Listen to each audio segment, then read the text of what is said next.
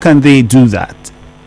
Well, it's simple and it's straightforward. I think some of the other political parties may hate each other about have probably also approached the court with respect to this order. And the truth of the matter is this: what is left for the court is that the court is the hope of the common man.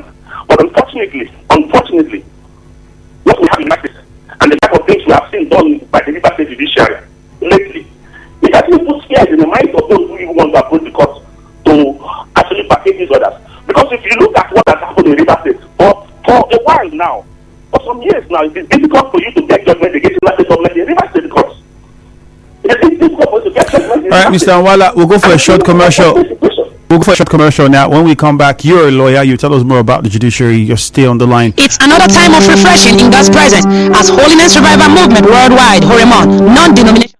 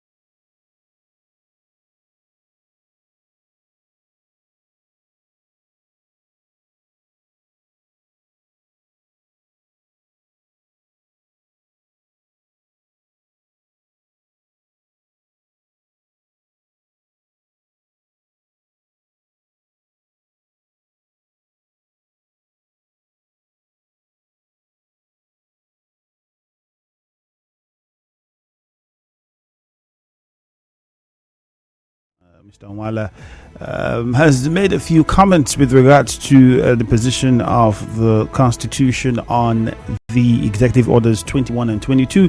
You also heard the position of the state government, where the governor spoke at Eleme during the flag-off of a road construction and daring political parties to go ahead and disobey the orders and see who is in charge of Rivers State. Okay, the IGP had also said that governors will no longer be allowed to stop rallies of opposition parties. Usman Baba was speaking at a political party summit in Abuja. He also went on to say that commissioners of police have been directed to ensure that opposition parties hold activities freely and are given equal opportunity like every other party in the state. That's what he was saying during that summit. It now brings us to this conversation. I'll just get over to my guest so we can wrap up quickly and then we can take some of your contribution. Mr. Nwala, thank you very much for staying on the line for us. All right, so I just read out parts of comments made by the IGP with regards to political parties being allowed to hold campaign rallies in various states, and he said no governor would be stopping them from doing that. That's what he said, and said commissioners of various states have been instructed to give every political party equal playing field. I also got in touch with the former AIG who gave his position on this particular matter as well from the eyes of the law. But what I need you to do for us now in the next 1 minute as we attempt to wrap up is the police is supposed to implement these orders. But then, is there a situation where the police can decide to say it would not implement what the police is implementing is the law and not an executive order that is in contravention with the ground norm of our nation. The police is not the personal estate of any individual or any political party or any politician. So what the police is doing, and the stand on at the step of the IG is also commendable. But the only unfortunate situation we have is that, when the IG takes some of these stands and decisions, it usually does not trickle down to the state and to the local government.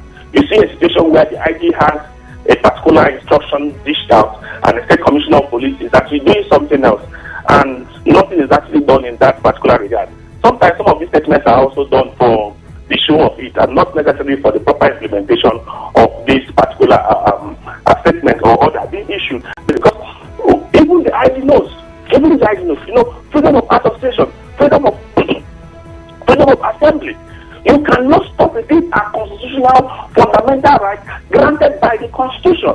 And one man cannot, by way of an order, try to stop it or to restrain it in the way it should be freely expressed. Okay. So even the argument, so the implementation, like I was saying before we went on break, part of the problems, what is the options available to opposition political party is to approach the court, which is why the APC Islands also stopped their proposed protest and to actually reach out to the court. But the unfortunate thing and the fear of the common man on the street is that even the court in the state, they seem not to be so liable. But you seem very convinced that the court in River State, you're a lawyer yourself, so to see that you are holding a firm position that perhaps your colleagues here in the state are might not be very objective in how they handle matters would cause or raise certain concerns for listeners. So do you mind telling us why you're confident and sure that in River State the judiciary may have been compromised? I guess you are also aware of the current situation happening now in the Supreme Court, where 5 justices of the Supreme Court have also written and demanded for the resignation of the Chief Justice of the Federation over his comments made during the banquet held by the Governor of River State in honor of the Chief Justice of the Federation. 5 justices are demanding for the removal of the Chief Justice of Nigeria at the level of the Supreme Court. And let me also tell you, if you also go back to that banquet held, someone like Honorable Justice Atofo Senebeli, in his statement that he was called to actually declare a toast in course of the event, and we heard the speeches of the man. We heard the speeches of this reputable judge and justice in our state, and we heard what he said. And let me tell you, you ask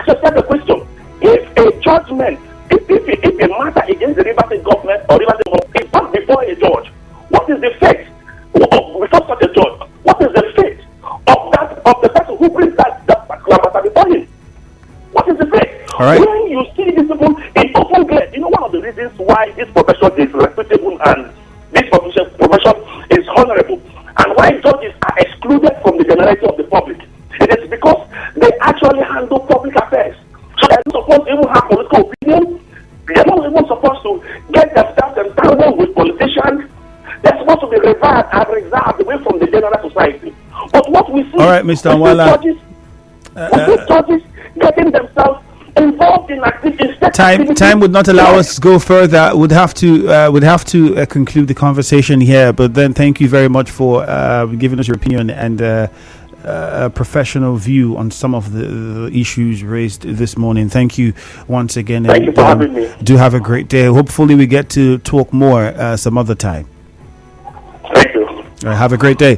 Well, you heard that from our guest, Chetam Thierry Nwala, a lawyer from Abuja, and his position on the executive orders 21 and 22. Well, is the state government really saying you cannot campaign? Well, he is saying they might not be saying you cannot campaign, but from his words, he's trying to say technically the government is trying to suffocate, technically. And well, just in case you missed it, the position of the former AIG Felix Obaudu with regards to whether or not the police can implement that, I'll just play part of what he said when I had a conversation with him earlier today. And this was what he said about implementation of the order. When you look at what the IGP has said and the instruction the IGP says has been given to commissioners of police for the various states. If a state law, for instance, is not in tandem with the federal law, the police should enforce it.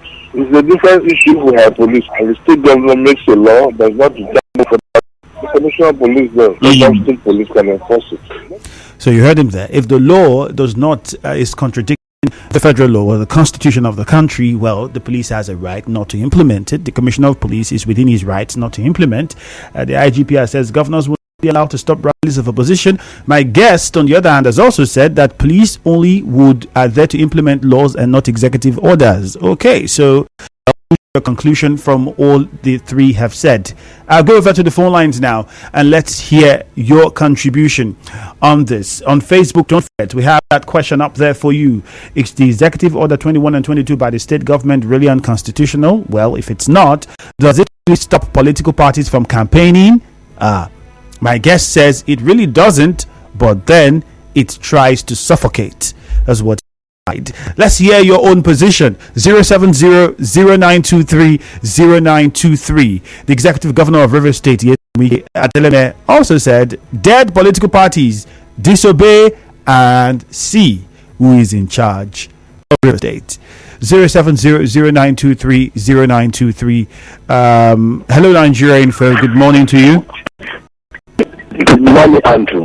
Well, you're welcome. My name is Akanto. I'm coming from Zap. All right, straight to the point, Akanto. Andrew, I listened to the AIG. Oh my goodness. Oh, geez, Akanto, you'd have to try and call us back. Chima is on the line from Ada George. Good morning. Good morning, Andrew. You're welcome. Yes, Andrew. I think the executive order is unconstitutional. When you look at the Constitution, clearly, the Constitution stipulates that if any law is inconsistent with this Constitution shall prevail, and the law shall, to the extent of inconsistency, be made void. So, executive order is unconstitutional. It cannot stand.